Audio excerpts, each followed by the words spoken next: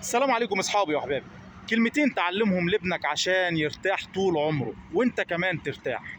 اول حاجة، مفيش حد في الدنيا دي احسن منه. تاني حاجة، هو مش احسن من اي حد. لازم يعرف الحاجة ديت علشان يستريح، علشان ما يكبرش ويقارن نفسه.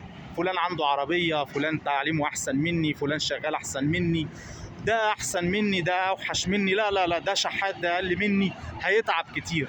لكن لما يعرف ان الناس مختلفة، في طويل وفي قصير، في اسمر وفي ابيض، في احمر، في واحد غني، في واحد فقير، بس في الاخر الكل متساوي، الكل واخد حقه كامل.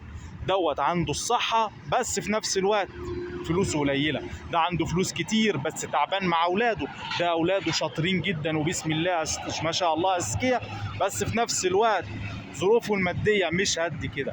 لازم كل واحد يعرف إن كل واحد عنده 24 جراد كاملين واخدهم في الدنيا دي، علشان انت ترتاح وعشان ابنك يرتاح، علشان ابنك يطلع سوي نفسيا مش معقد.